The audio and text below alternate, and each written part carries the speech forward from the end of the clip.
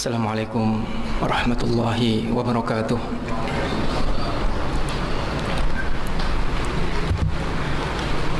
Alhamdulillahi rabbil alamin. Hamdan katsiran tayyiban kama amar. Hamdan kama yanbaghi li jalali wajhihi wa 'azimi sultanihi. Asyhadu an la ilaha illallah wahdahu la syarika lah. Wa asyhadu anna Muhammadan 'abduhu wa rasuluh. Wa aminuhu ala wahyihi wa safiyuhu wa khaliluh. Allahumma salli ala Muhammad wa ala alihi wa sahbihi wa man tabi'ahu bi ihsanin ila yaumiddin.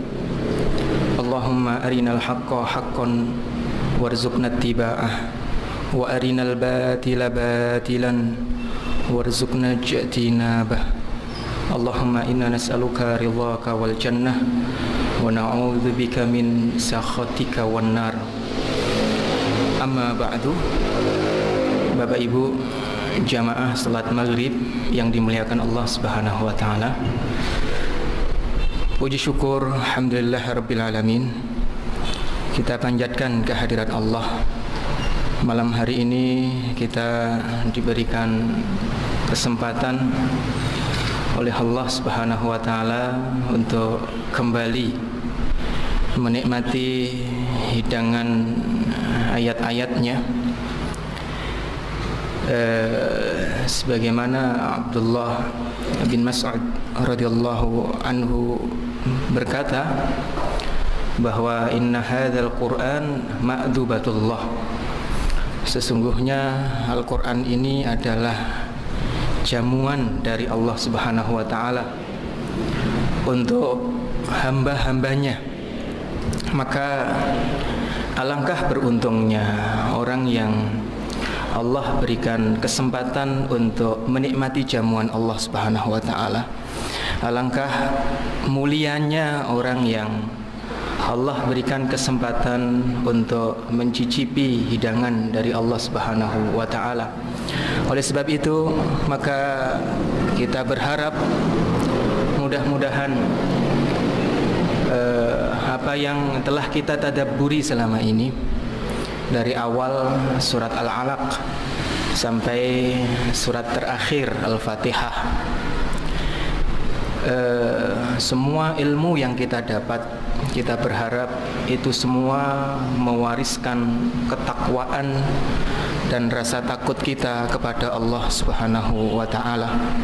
Karena sebanyak apapun ilmu, sebanyak apapun pengetahuan, jika tidak mewariskan khasyah, jika tidak mewariskan rasa takut kepada Allah, takwa kepada Allah, maka itu adalah pengetahuan yang sia-sia. Sebagaimana Allah Subhanahu wa taala berfirman, innama yakhsyallaha min ibadihil ulama. Yang takut kepada Allah dari hamba-hambanya hanyalah orang yang berilmu, yang dengan ilmunya menghantarkannya takut kepada Allah Subhanahu wa taala. Dan juga salafus saleh mengatakan, man izdada ilman wa lam yazdad tuqan lam yazdad minallahi illa bu'da. Barang siapa bertambah ilmunya tapi tidak bertambah takwanya, hati-hatinya, kewaspadaannya di dalam hidup ini, dalam beribadah kepada Allah, lam yazdad minallahi illa bu'da. Maka bertambahnya ilmu itu tidak menjadikannya bertambah dekat kepada Allah, melainkan semakin jauh. Oleh sebab itu Rasulullah Muhammad sallallahu alaihi wasallam mengajarkan panduan doa kepada kita, Allahumma inni as'aluka ilman nafi'ah. Ya Allah, aku meminta kepadamu ilmu yang bermanfaat, yang menghantarkan kita pada khasyah, takut kepada Allah. Dan Nabi juga mengajarkan doa kepada kita, Allahumma inni a'udzubika min ilmin la yanfa'. Ya Allah, aku berlindung kepadamu dari ilmu yang tidak manfaat. Saudara sekalian yang dimuliakan Allah Subhanahu wa taala, malam hari ini kita akan melanjutkan surat yang ke-6 berdasarkan urutan turun, ya. Setelah kita menyelesaikan surat Al-Alaq, kemudian Al-Qalam, Al-Muzammil, Al-Muddathir, dan yang terakhir kita bahas adalah Al-Fatihah. Maka surat yang ke-6 Allah turunkan kepada Nabi Muhammad berdasarkan urutan turun sebagaimana disampaikan oleh Al-Imam Jalaluddin As-Suyuti dalam kitabnya Al-Itqan fi Ulumil Quran, bahwa surat yang ke-6 ini adalah surat Al-Masad atau surat Al-Lahab. Surat yang hanya terdiri dari 5 ayat dan hanya membahas 2 orang. Kalau biasanya kita membahas surat yang panjang-panjang, temanya bermacam-macam, maka pada surat yang ke-6 ini kita akan membahas surat yang pendek, ayatnya juga pendek, dan hanya membahas tentang 2 orang, satu Abu Lahab, yang satu Imra'atuhu, yang satu adalah istrinya Arwa binti Harb atau Ummu Jamil, saudara sepupunya, saudara kandungnya Abu Sufyan radhiyallahu anhu.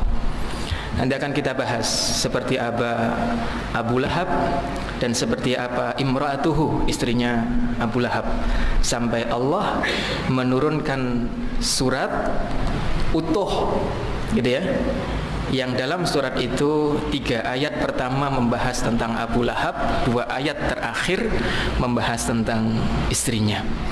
Saudara sekalian yang dimuliakan Allah Subhanahu wa taala, sebelum kita mentadabburi ayat demi ayat di dalam surat Al-Masad, maka di awal saya ingin menyampaikan beberapa riwayat sejarah tentang sebab turunnya surat Al-Masad, ya, sebab turunnya surat Al-Masad. Saudara sekalian, setelah Rasulullah SAW dakwah 3 tahun secara sembunyi-sembunyi, dan dalam dakwah 3 tahun ini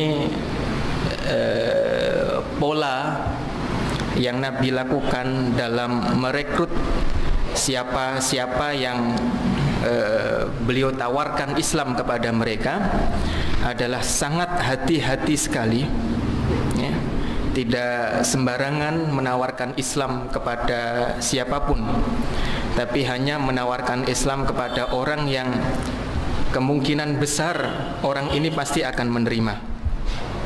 Dan selama 3 tahun itu, maka Masya Allah, ada banyak sekali sahabat-sahabat Nabi yang atau orang-orang Quraisy yang masuk ke dalam Islam, dan rata-rata mereka adalah generasi muda, seperti Ali bin Abi Thalib contohnya, itu ketika masuk Islam usianya baru 9 atau 10 tahun.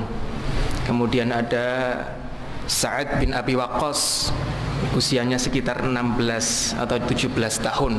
Ada Arqam bin Abil Arqam yang rumahnya digunakan Nabi untuk taklim, mengajarkan ayat-ayat Al-Quran yang turun kepada beliau untuk disampaikan kepada para sahabat di rumah Arqam bin Abil Arqam. Dan hari itu usia Arqam, riwayat menyebutkan sekitar 17 tahun. Begitu juga ada sahabat-sahabat Nabi yang masih muda, sangat banyak sekali. Kalau yang usianya tepat di bawah Nabi itu adalah Abu Bakar As-Siddiq radhiyallahu an, hanya selisih 2 tahun dengan Rasulullah. Jadi masuk Islam usia sudah 38 tahun. Itu Abu Bakar As-Siddiq radhiyallahu an. Adapun sahabat-sahabat yang lain rata-rata di bawah 30 tahun dan mayoritas di bawah 20 tahun. Ya, mayoritas di bawah 20 tahun. Saudaraku sekalian yang dimuliakan Allah Subhanahu wa taala, setelah Nabi dakwah secara sembunyi-sembunyi selama 3 tahun, maka Allah turunkan ayat, Pak, ya, supaya Nabi ini berdakwah secara terbuka kepada keluarganya. Keluarga Nabi itu ada Bani Hashim dan ada Bani Muthalib. Itu keluarga besar Nabi, Pak. Ya. Di mana Bani Hashim itu sendiri juga merupakan kumpulan keluarga besar. Bani Muthalib itu juga kumpulan keluarga besar. Dan yang disebut Quraisy itu banyak, Pak. Bani Hashim itu Quraisy, Bani Muthalib itu Quraisy, Bani Abdus Syams keluarganya Utsman bin Affan itu juga Quraisy, Bani Makhzum keluarganya yang dari Bani Makhzum, Arqam bin Abil Arqam itu juga Quraisy. Jadi Quraisy ini suku, tapi di bawahnya ada keluarga-keluarga.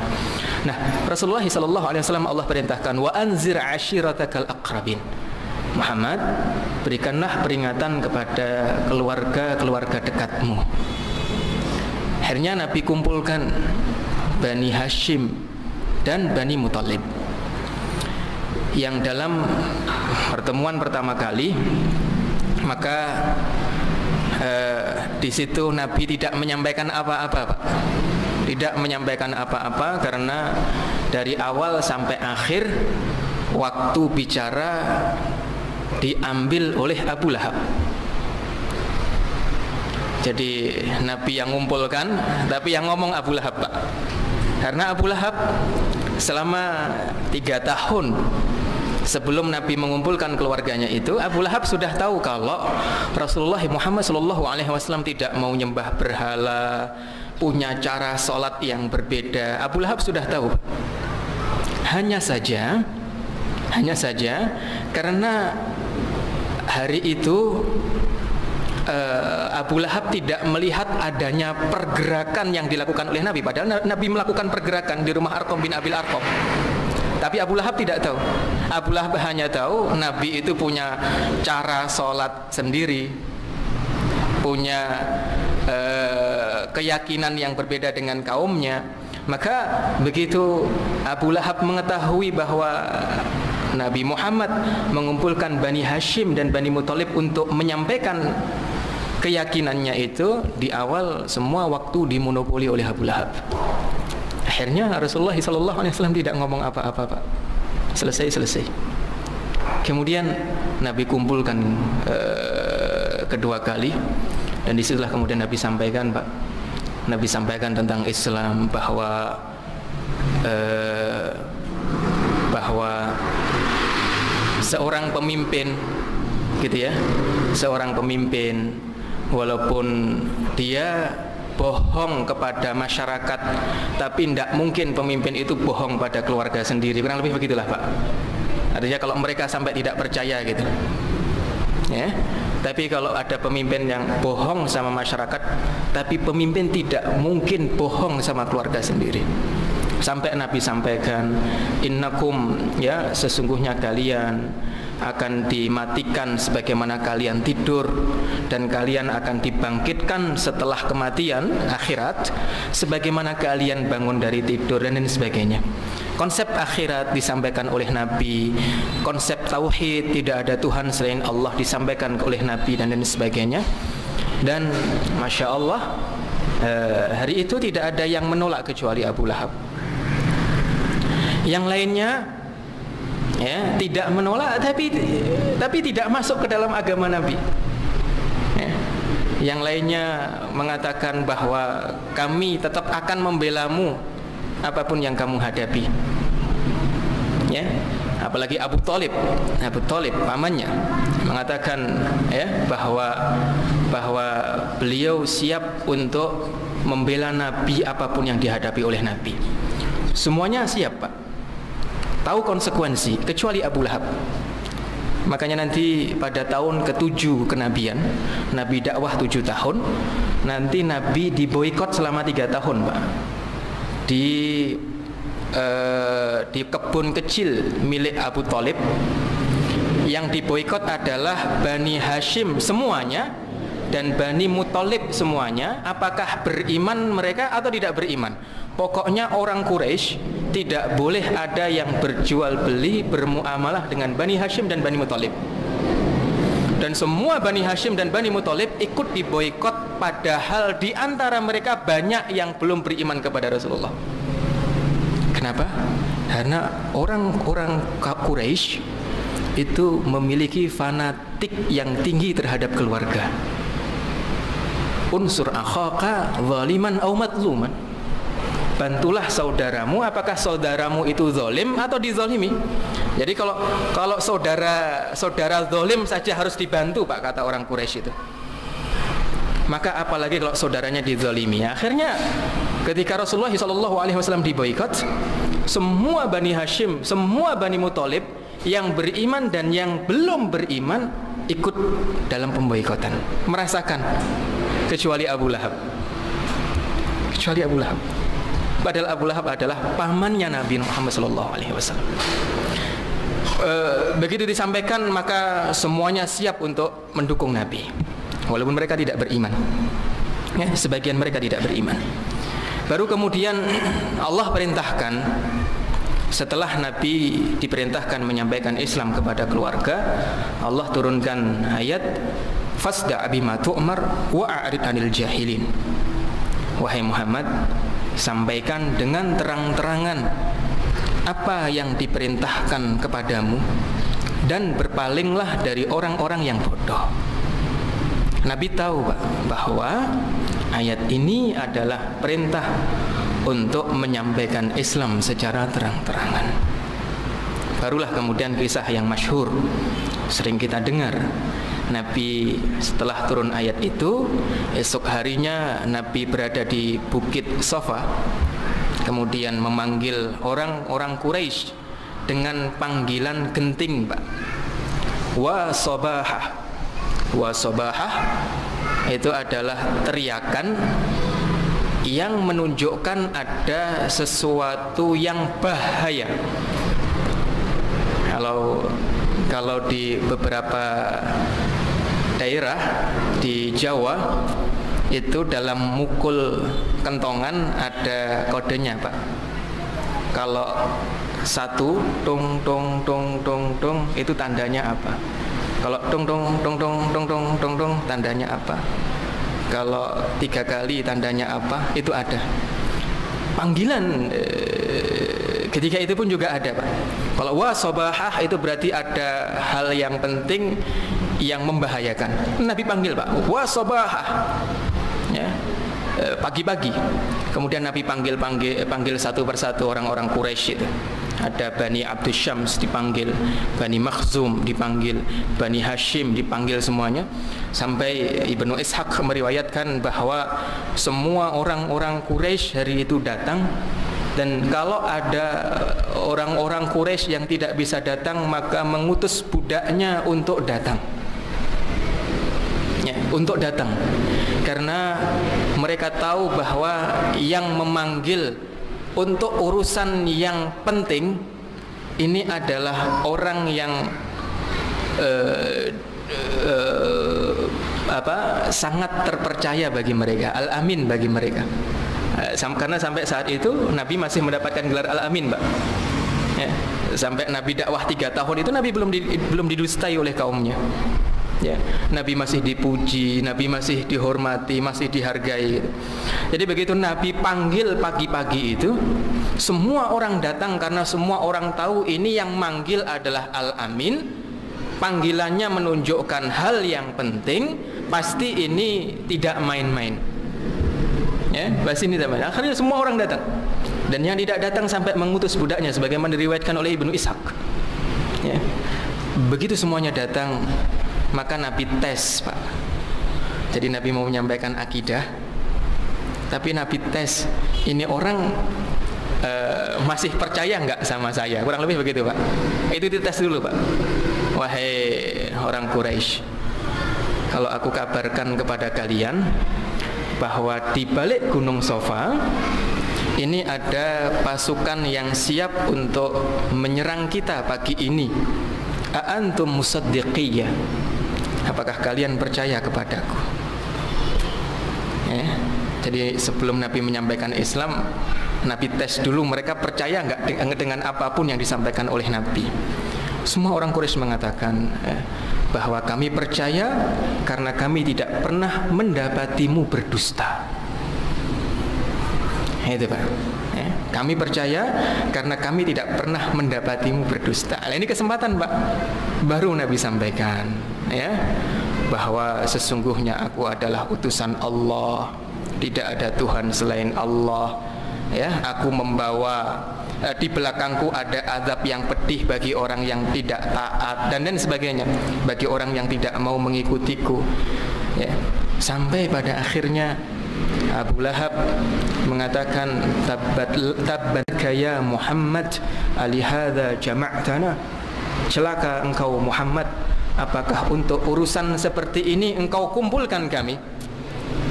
Ya, apakah hanya untuk urusan seperti ini engkau kumpulkan kami? Maka untuk celaan Abu Lahab kepada Nabi Muhammad, Allah turunkan surat yang membalas celaan Abu Lahab tersebut. Tabbat yada abi lahabi wa tab. Ini seputar asbab nuzul yang masyhur kita dengar tentang sebab turunnya surat Al-Masad. Dan saudaraku sekalian yang dimuliakan Allah Subhanahu wa taala, ya,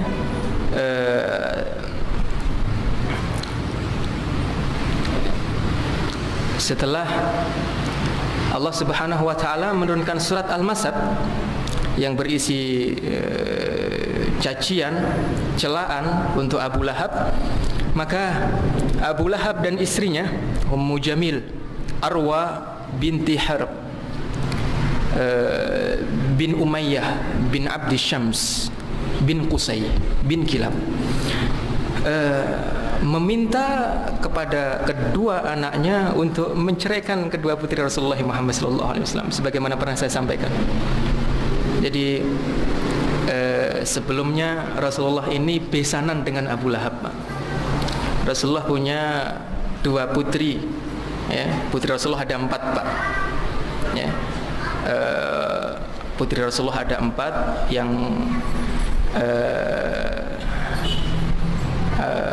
yang pertama Zainab, ya. Zainab ini menikah dengan Wa'il ibnul As.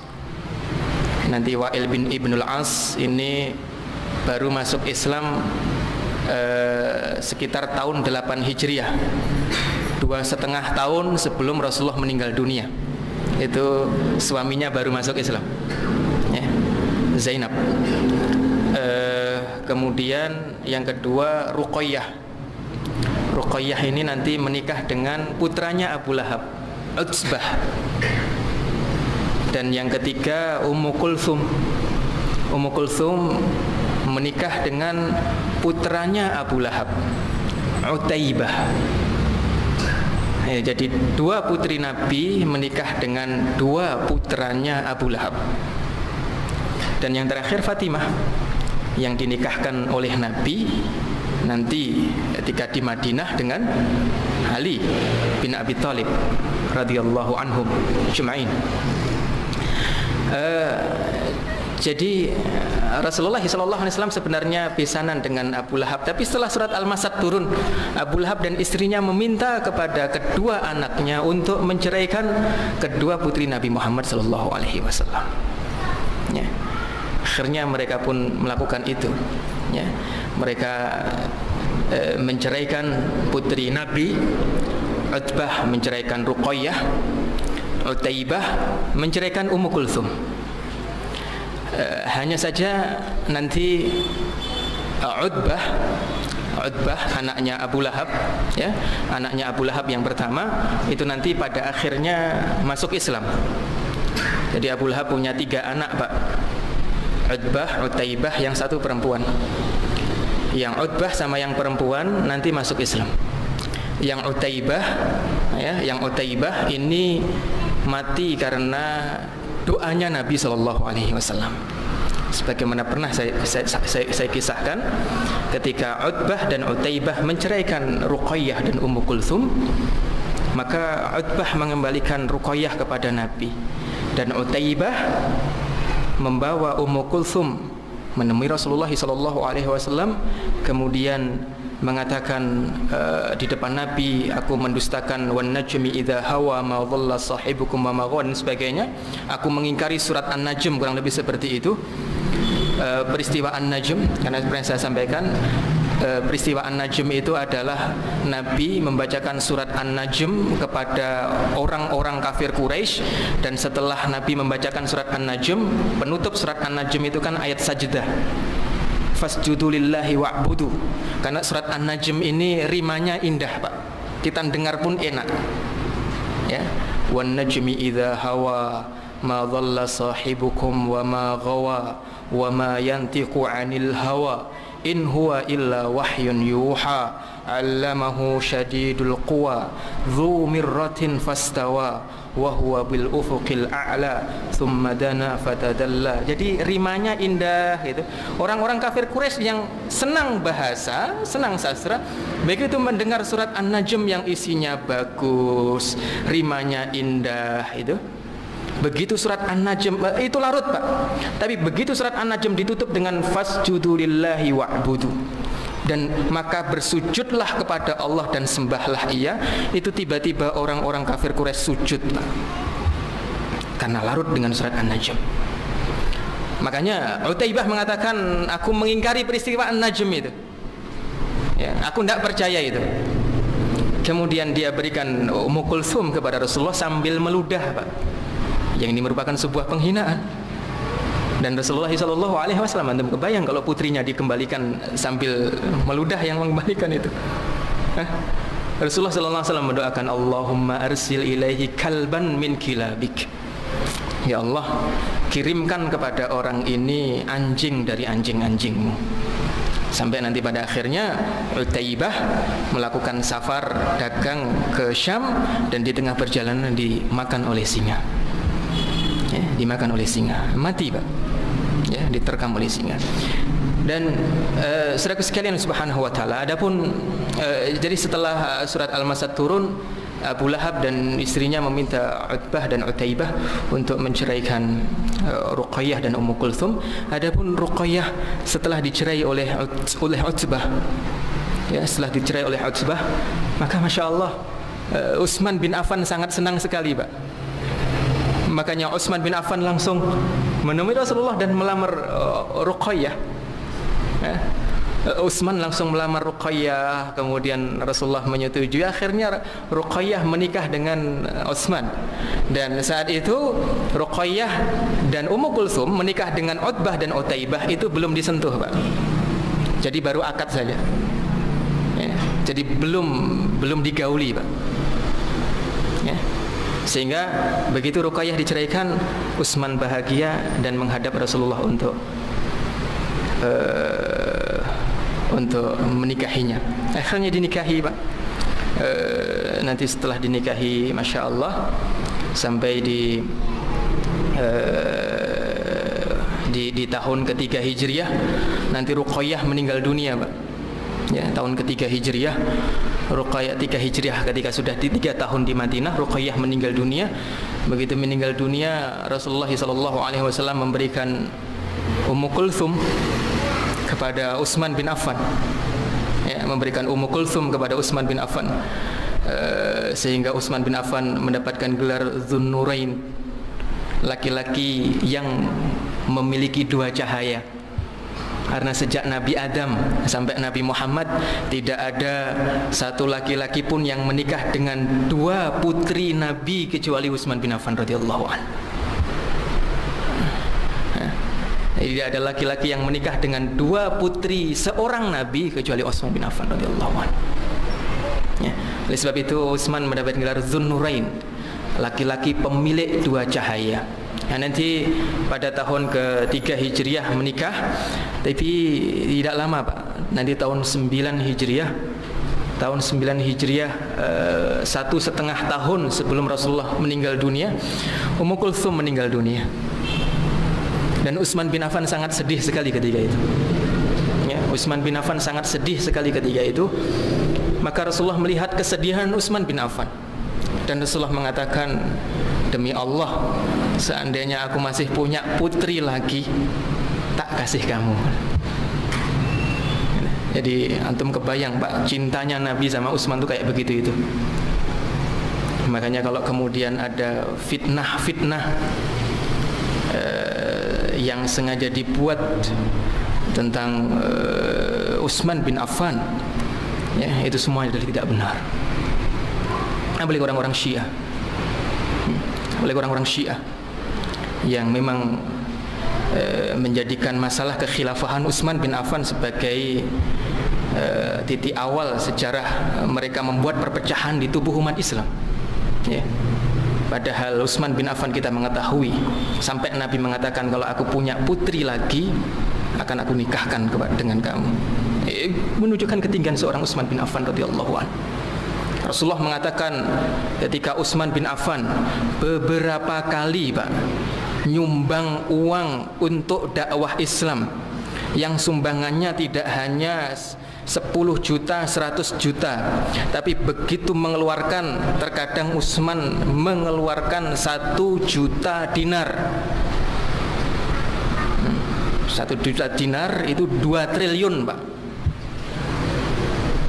Cash.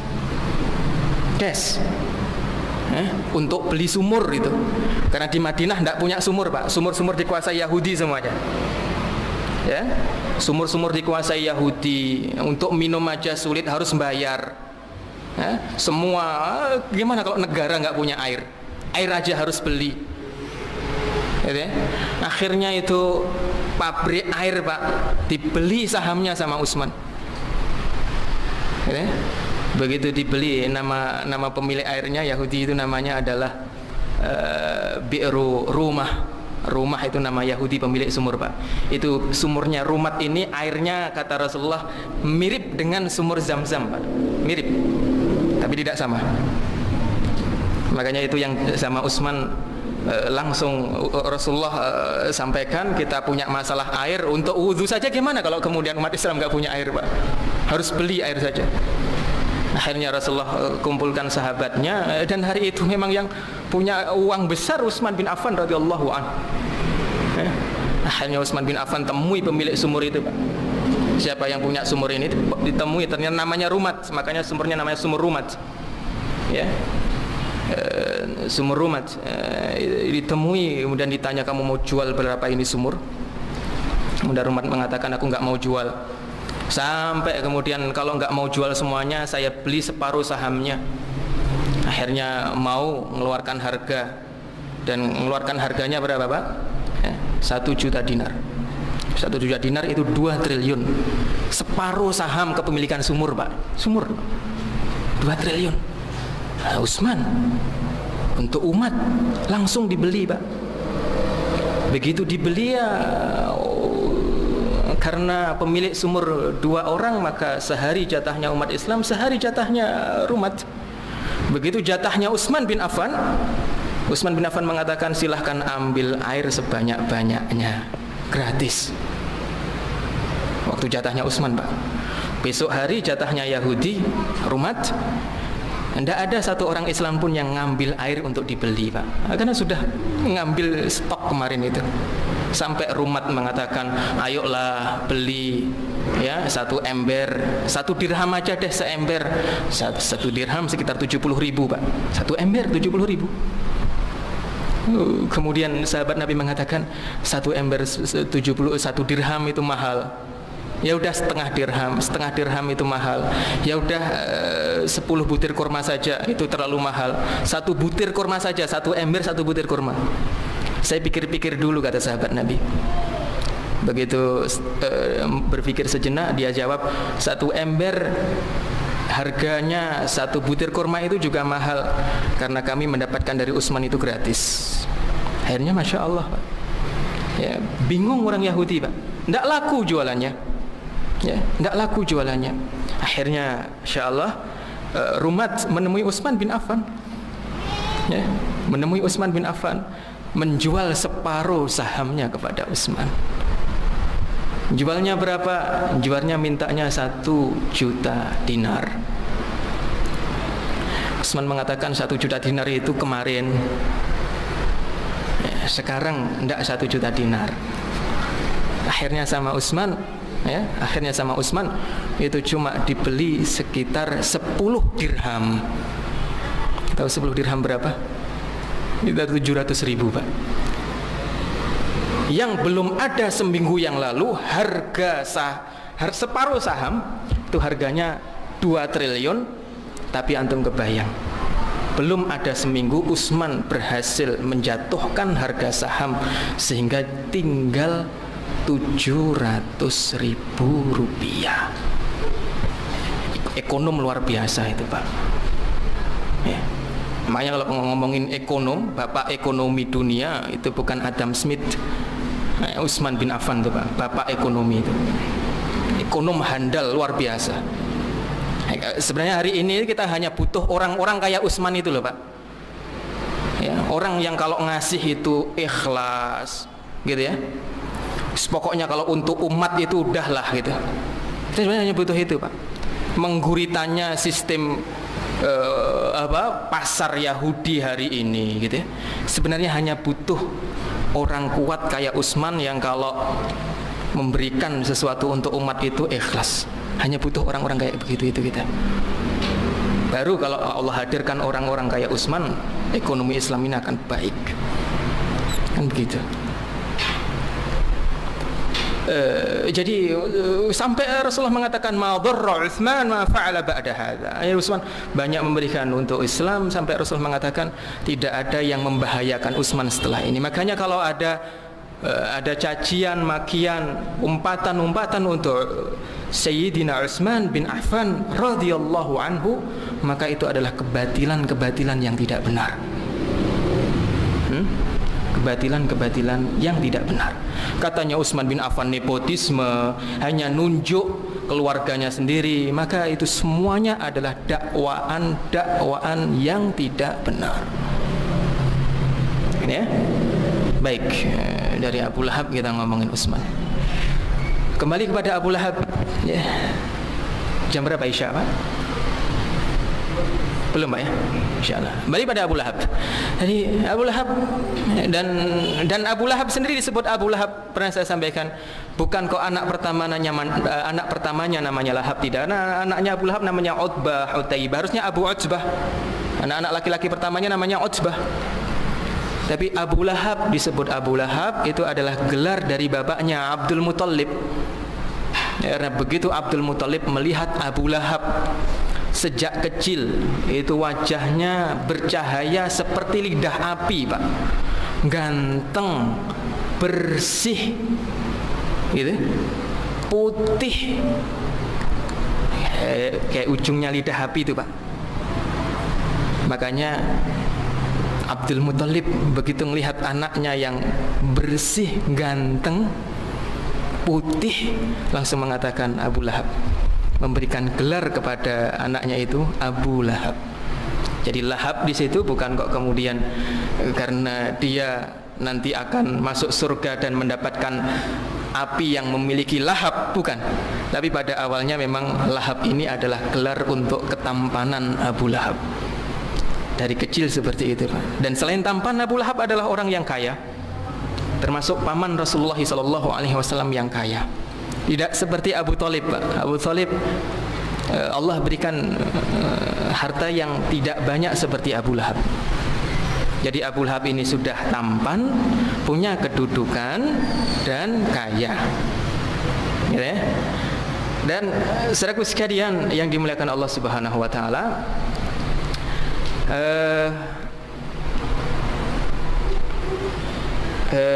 itu sedikit gambaran tentang Abu Lahab. Adapun imra'atuhu, istrinya, ya, istrinya Abu Lahab itu namanya Arwa binti Harb, panggilannya Ummu Jamil. Ummu Jamil, Arwa binti Harb itu saudara kandungnya Abu Sufyan bin Harb. Ya, dan sebenarnya nasabnya dengan Nabi dekat, Pak. Jadi bibinya Nabi sendiri ini sebenarnya nasabnya dengan Nabi juga dekat. Karena Rasulullah itu Muhammad bin Abdullah bin Abdul Muttalib bin Hashim bin Abdi Manaf bin Qusay. Nambah. Arwa bintu Harb bin Umayyah bin Abdi Manaf bin Qusay. Jadi ketemunya di Qusay itu, Pak, sebenarnya. Jadi masih family dekat, di kakek kelima ketemunya dengan Rasulullah Muhammad SAW. Masih keluarga. Dan tetapi Arwa adalah orang yang Masya Allah, ya, orang yang wanita, ya, yang hari itu betul-betul berani dalam memusuhi Nabi Muhammad SAW, yang nanti akan kita bahas ketika kita membahas ayat yang ketiga, wa mra'atuhu hammalatal hatab, insyaallah. Baik, saudara sekalian yang dimuliakan Allah Subhanahu wa taala,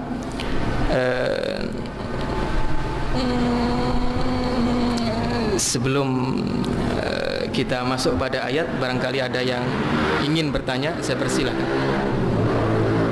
Tafadhal. Silakan, Pak.